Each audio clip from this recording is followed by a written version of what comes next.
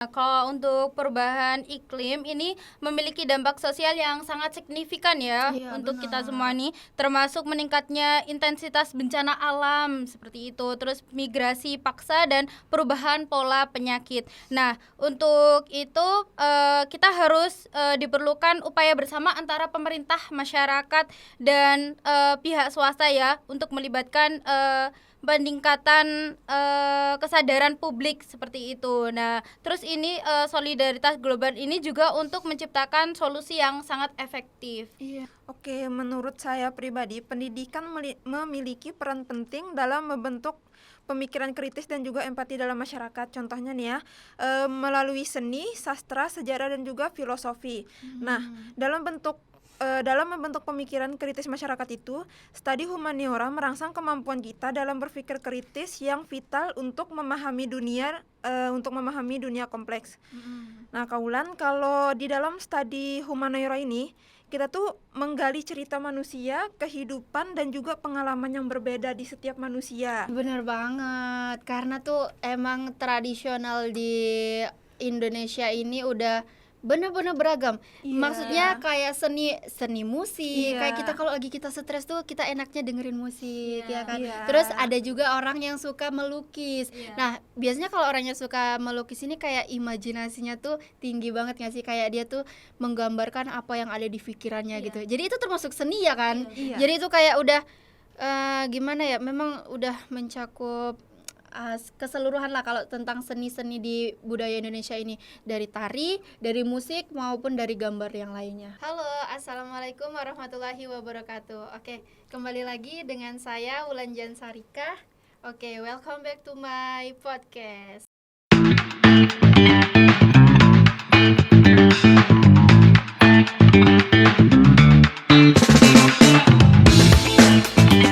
Oke, di sini kita bersama narasumber kita yang wah luar biasa banget nih. Oke, boleh perkenalan dulu dong kakak-kakaknya, dari mana nih?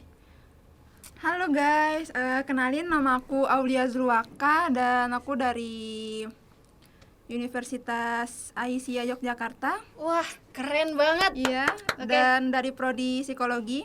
Iya. Terus asal kakaknya dari mana nih kalau boleh tahu? Wah, kayaknya aku dari kalian berdua, kayaknya aku sendiri yang paling jauh deh. Oh, serius? Iya. Dari mana tuh? Kalian tahu NTB nggak? NTB, Nusa Tenggara Barat. Iya, betul. Wah, dari jauh sana. Itu kalau estimasi waktu dari NTB ke Jogja berapa lama, Kak? 1 harian. 1 hari Iya. ya. Itu naik kapal. Iya, naik kapal. Wah, kakak nggak mabuk mabuk laut? Pastinya Iya. dong. Iya. Ya lumayan jauh ya. Iya. Oke, kalau kakak yang di sebelahnya nih. Oke, halo guys, perkenalkan namaku Nabila Syarifah, biasa dipanggil Nabila. Iya. Ya, aku sama kayak Aul dari Universitas Aisyah Yogyakarta, prodi psikologi. Wih, keren semua Iya. nih. Wah, Ulan dengar nih di Universitas Aisyah Yogyakarta itu kayak ada berita menarik nih. Apa tuh? Oh, ini karena Universitas Aisyah Yogyakarta udah mendapatkan akreditasi unggul. Wih, keren. Itu Keren baru banget ya. banget. Iya, soalnya Iya. kemarin tuh marak banget di TikTok, di Instagram. Pokoknya di berita-berita tuh udah wah, kesebar di mana-mana. Iya. Itu udah termasuk dari berapa ratusan kampus di Yogyakarta, 12 itu kita termasuk ya. Iya. Universitas Aisyah Yogyakarta itu wah Iya. keren banget sih. Kalau aku juga bangga sih kalau pasti kuliah di sana juga. Iya. Oke, kakak-kakak di sini udah pada tahu belum kita mau ngebahas tentang apa di sini? Tentang apa tuh? Oke, jadi kita di sini mau ngebahas tentang kita akan menjelajahi makna tentang manusia. Wah, ini kalau tentang makna manusia menyeluruh banget ya. Iya. Sosial, budaya, dan juga humanioranya. Iya. Iya. Kalau tentang sosial, budaya, mungkin itu udah kayak lumrah ya. Tapi kebanyakan orang belum tahu itu tentang humaniora. Nah, Wulan mau tanya nih sama kakak-kakak di sini.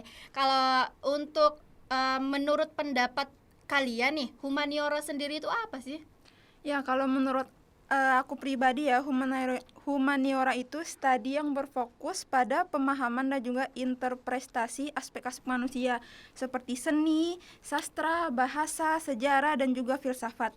Ini juga melibatkan pemahaman mendalam tentang pengalaman manusia dan juga ekspresi kreatif mereka. Oh gitu gitu. Wih, keren. Terus kalau menurut Kak Kalau Nabila? menurut aku pribadi sih ya, humaniora itu ilmu budaya adalah ilmu-ilmu untuk memajukan manusia sehingga mewujudkan kemanusiaan yang sesungguhnya pada diri manusia. Oke. Iya. Tapi memang kalau humaniora ini mencakup semuanya ya, tentang budaya, tentang sosial, apalagi Indonesia ini sangat dikenal sebagai gimana kentalnya kebudayaan Indonesia ya kan, bener Iya. banget. Entahlah itu budayanya dari kayak seni musik, seni tari, Iya. seni gambar, itu tuh masya Allah banget ya. Iya. Oke.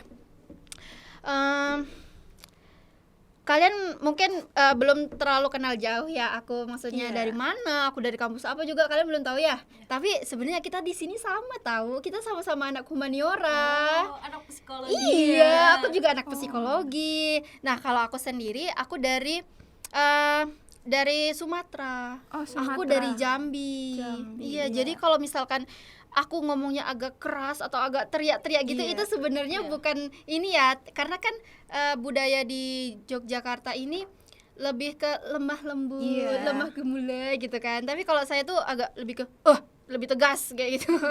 Jadi wajar ya, jangan shock ya. Oke. Kebetulan di sini kan kita akan membahas tentang sosial, budaya dan humaniora. Nah, aku mau tanya nih sama kalian berdua.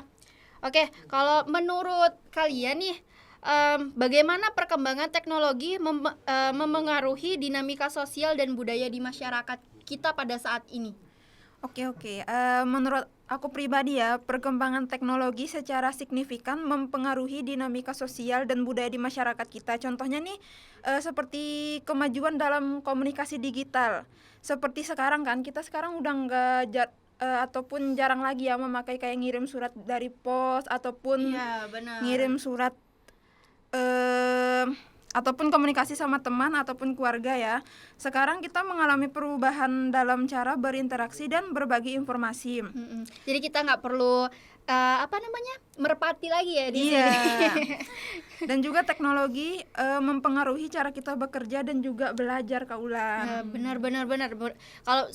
Kalau teknologi zaman sekarang itu udah canggih banget. Iya. Orang kalau kita kangen sama orang tua, kita tinggal Tinggal video aja, call. video call. Kalau kita kangen pacar, tinggal telepon, Iya. ya kan? Terus juga kalau teknologi zaman sekarang ini, jujur aja sih, kalau kita ngerjain tugas tuh pasti gak jauh-jauh dari kata Google, iya kan? Benar. Jadi Gampang itu banget. mempermudah kita Iya, untuk mempermudah. belajar juga. Jadi pengetahuan kita bisa dari mana aja, dari sosial media, dari TV bisa, dari handphone bisa, dari komputer atau yang lainnya. Nah, oke. Next, pertanyaan aku selanjutnya nih. Kalau menurut Kak Nabila, apa peran seni dan humaniora dalam memahami dan merespons isu-isu sosial kontemporer, Kak?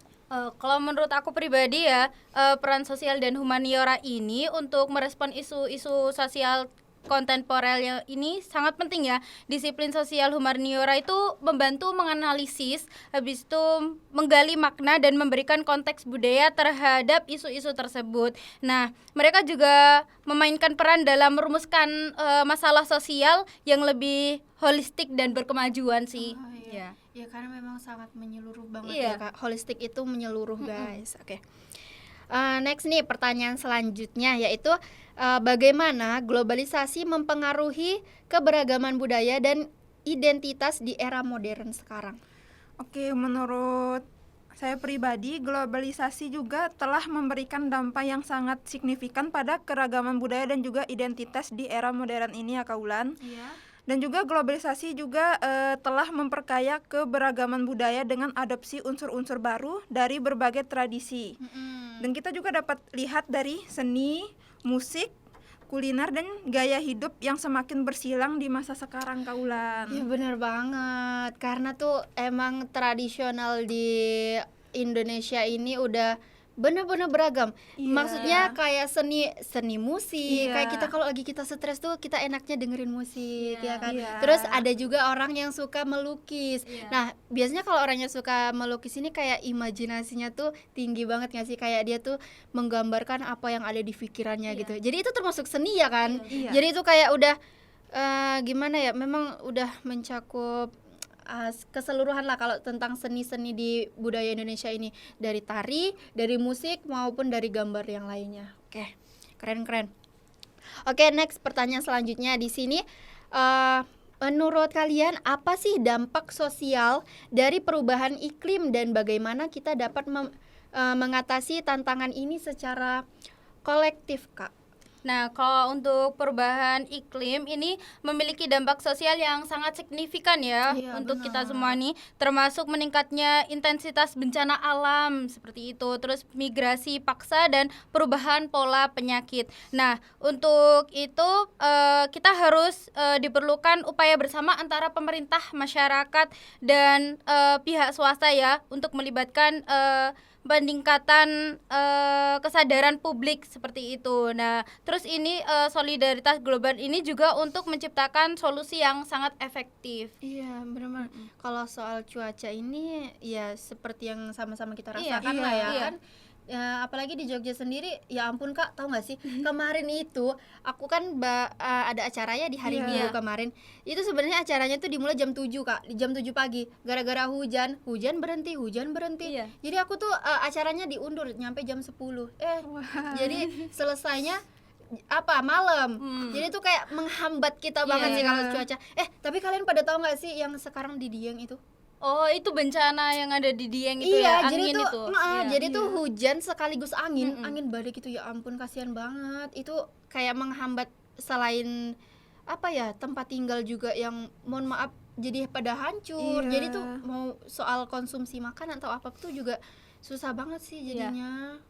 Jangankan maksudnya orang yang terkena musibah, kita aja kalau misalkan ya anak kos tuh mungkin ada yang rajin masak, ada juga Iya. yang enggak ya kan. Iya. Nah, kalau aku sih jujur ya, aku Nggak kurang masak ya. Iya, kurang. Iya. Nah, jadi tuh kalau misalkan aku lapar terus aku mau keluar tapi hujan, ya itu udah menjadi hambatanku banget sih kalau itu. Susah banget sih ya buat Iya. makan. Oke, next selanjutnya nih, Ulan mau tanya untuk menurut Kak Aul nih, Iya, menurut Kak Aul oke. sendiri, diskusi pentingnya pendidikan humaniora dalam membentuk pemikiran kritis dan empati dalam masyarakat itu seperti apa, Kak? Oke, menurut saya pribadi, pendidikan memiliki peran penting dalam membentuk pemikiran kritis dan juga empati dalam masyarakat. Contohnya nih ya, melalui seni, sastra, sejarah dan juga filosofi. Nah, dalam membentuk pemikiran kritis masyarakat itu, studi humaniora merangsang kemampuan kita dalam berpikir kritis yang vital untuk memahami dunia kompleks. Nah, Kaulan, kalau di dalam studi humaniora ini, kita tuh menggali cerita manusia, kehidupan dan juga pengalaman yang berbeda di setiap manusia. Benar, karena Nah, kan setiap orang berbeda-beda iya, ya.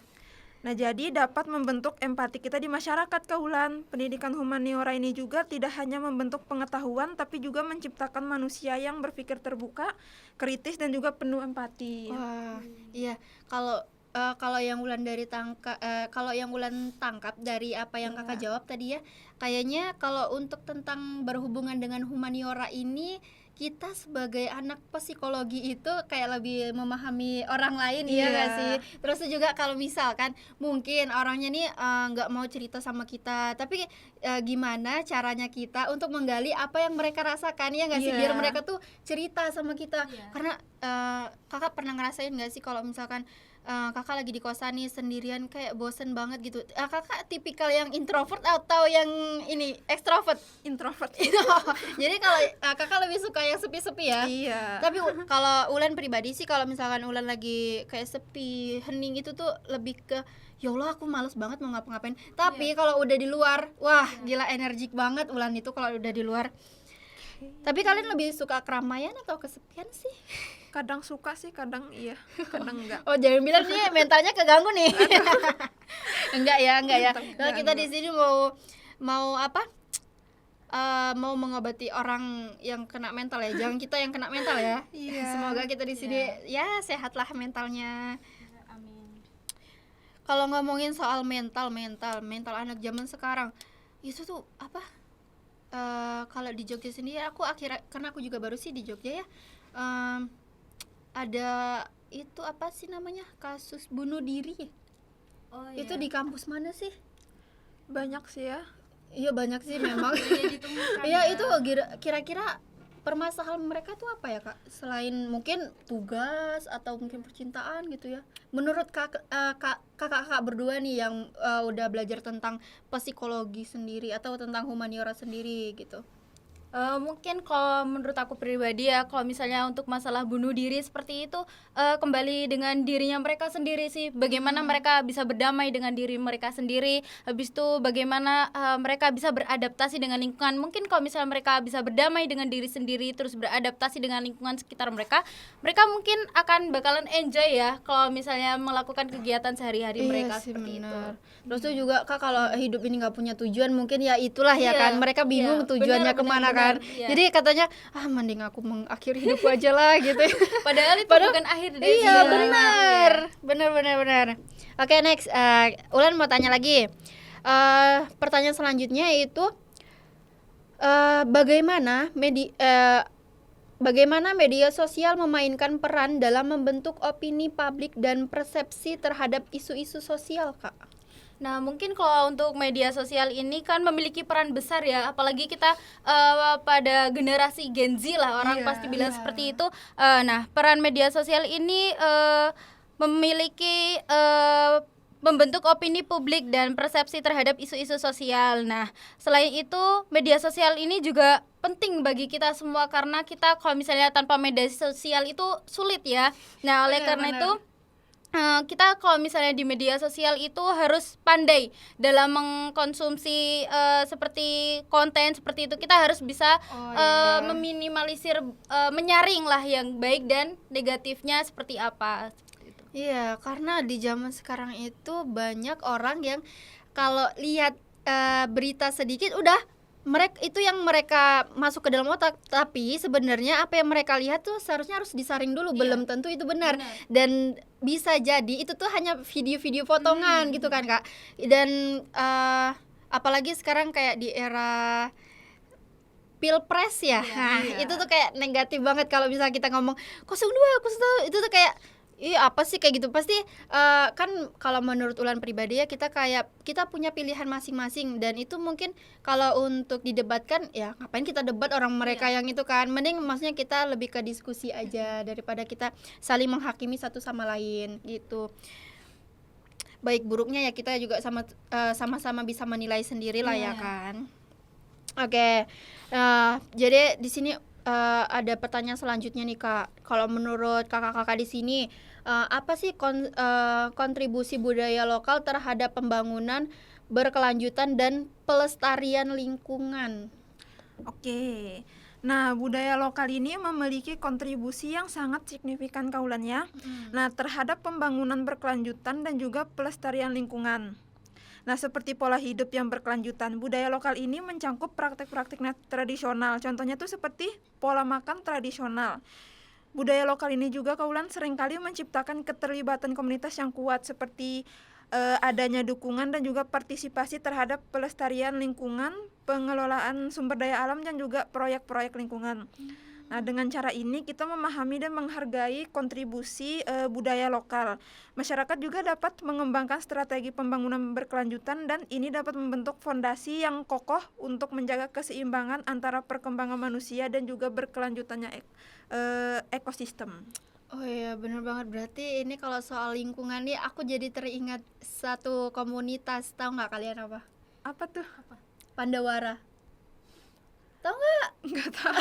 Oh ya nggak tahu ya. Jadi Pandawara itu ini loh yang tim suka bersih-bersih di ini kayak di pantai atau di tempat-tempat kayak gitu tuh. Itu udah terkenal banget Kak karena memang kebersihan itu penting banget. Dan juga kalau soal ngomongin apa ya, ini tadi mencakup tentang lingkungan, terus juga kayak pembaruan ini ya, pengelolaan sampah ya Iya. gitu. Jadi memang di Indonesia ini sampahnya lumayan ya Kak ya. Tapi kalau untuk diperbarui itu sebenarnya bagus banget. Entah itu jadi limbah, ini apa, bisa loh sampah itu kita jadikan kayak kan limbah tuh banyak banyak banget macamnya, bisa jadi pupuk atau bisa diperbarui menjadi bahan-bahan yang lain ya kan. Dan itu juga kebanyakan kita juga di Indonesia ini Kak banyak ini loh, bikin kerajinan tangan pakai barang bekas Iya. itu loh. Iya, Coba mendaur Indonesia ulang ini sama dia.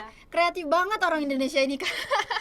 Sangat Jangankan kreatif. untuk membuat apa, kerajinan tangan menggunakan barang bekas, kita ini Indonesia kalau untuk barang KW, susah banget untuk dibedain sama yang aslinya itu. Bener lah. Jadi Indonesia tuh banyak banget yang KW-KW. Iya. Itu saking aktifnya. Oke Kak, next pertanyaan selanjutnya nih. Nah, apakah seni dapat menjadi alat yang mengatasi ketidaksetaraan sosial dan mempromosikan inklusivitas?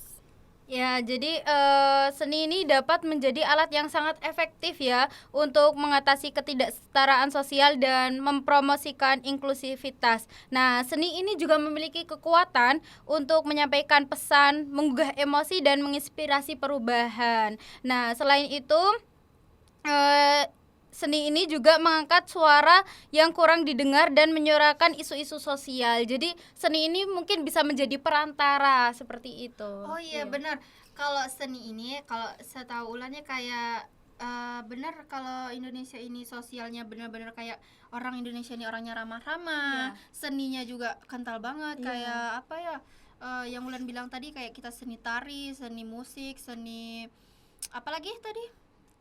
Lukisan seperti Iya, lukisan seperti itu. Jadi kayak sama kayak Ulan bilang tadi, kalau misalnya kita stres, kita apa kan, kita kalau Ulan pribadi sih kalau misalnya lagi entah itu lagi sedih atau lagi seneng, itu Ulan lebih ke musik sih. Kalau kakak gimana? Entah misalkan kakak lebih ke, kalau misalnya kakak lagi seneng nih, kakak Iya. nari-nari gitu.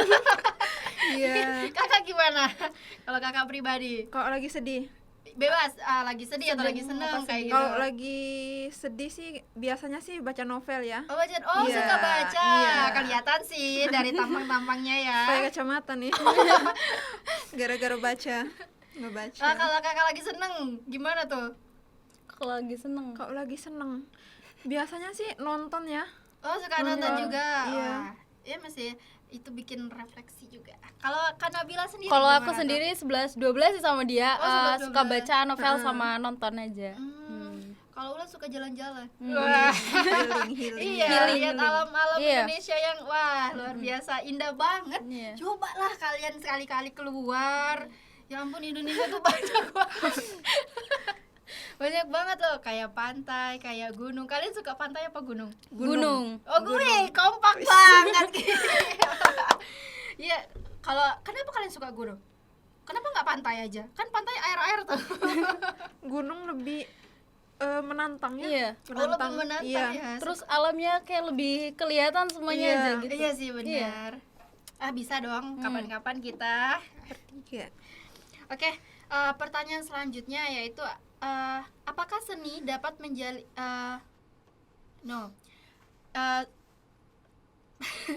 pertanyaan selanjutnya, bagaimana sejarah memengaruhi identitas suatu masyarakat dan apa yang dapat kita pelajari dari pengalaman masa lalu, Kak? Oke, pengaruh sejarah terhadap identitas masyarakat itu seperti pembentukan nilai dan juga tradisi.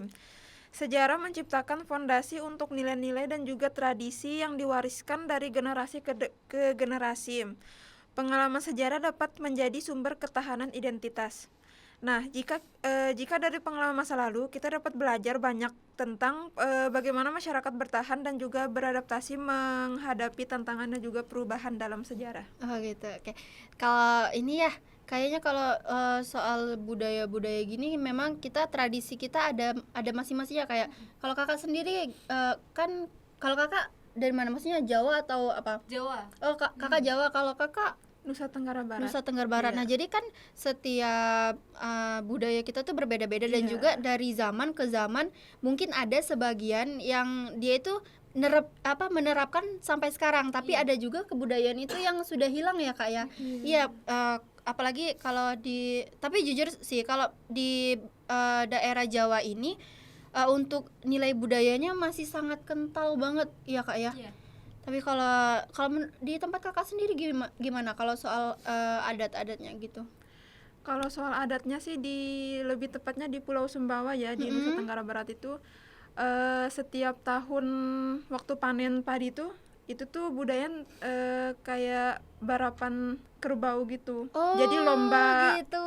Iya. Wih, masih ini banget ya. Iya, di sawah ya. Wah, pasti seru banget tuh. Banyak banget sapi atau Kerbau. Oh, kerbau. Wow. Kerbau. Pernah makan kerbau nggak sih kalian? Enggak Enggak benar. sapi aja. Sapi aja. Oke. Pertanyaan selanjutnya nih. Karena waktu kita juga ya sedikit lagi. Kita nggak berlama-lama juga ya. Oke, pertanyaan selanjutnya di sini diskusikan dampak ketidaksetaraan gender dalam konteks sosial dan budaya serta upaya untuk mencapai kesetaraan.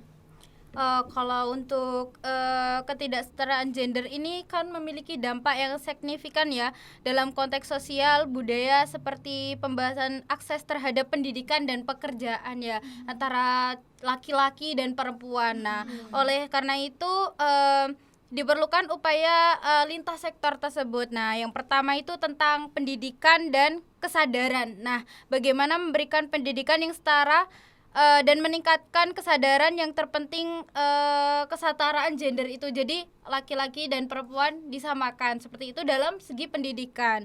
Nah, terus habis itu penghapusan norma peran gender. Nah, mendorong perubahan norma sosial, membatasi peran gender dan mempromosikan inklusivitas. Terus yang ketiga yaitu kebijakan kesetaraan gender, yaitu menerapkan kebijakan yang mendukung kesetaraan gender di berbagai sektor termasuk di tempat kerja dan kebijakan pemerintah seperti itu.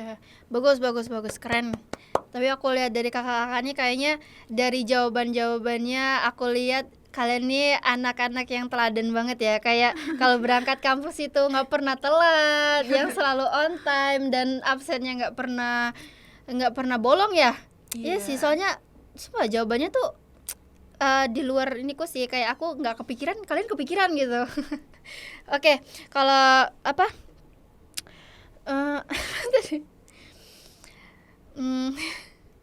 Kalau untuk sosial budaya dan ini tadi kita membahas tentang gender ya kayak antara laki-laki dan perempuan. Nah, kalau menurut kakak sendiri sebenarnya perempuan itu wajib kerja nggak sih kak di zaman sekarang kayak gini?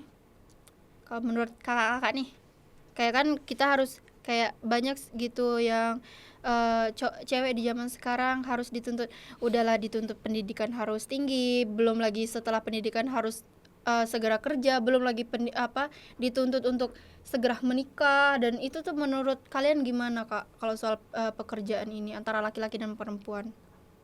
Kalau menurut aku sih tergantung dengan mindset seseorang ya.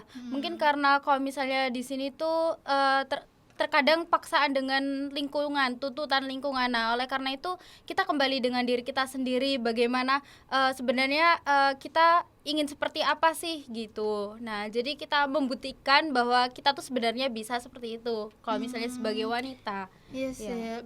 Karena kebanyakan wanita zaman sekarang itu lebih ke independen, kayak aku harus sukses sebelum aku menikah gitu ya kan. Kalian pengennya sukses dulu atau nikah dulu nih? Sukses dulu ya. Oke. Dari percakapan kita sejauh ini nih kak, kayaknya udah sangat-sangat jauh ya dari yang jauh ini paling jauh. Gimana hari ini? Happy nggak sih kalian? Happy banget. Alhamdulillah. Happy ya. Iya. Sehat kan ya? Alhamdulillah sehat. Oke. Sepertinya untuk pembicara kita hari ini cukup sampai sini aja. Mungkin kita berlanjut di esok hari, siapa tahu kita akan berjumpa di kemudian hari, kita bisa berdiskusi kembali. Untuk saat ini oke, baik, untuk podcast kita hari ini kita akhiri dulu. Assalamualaikum warahmatullahi wabarakatuh.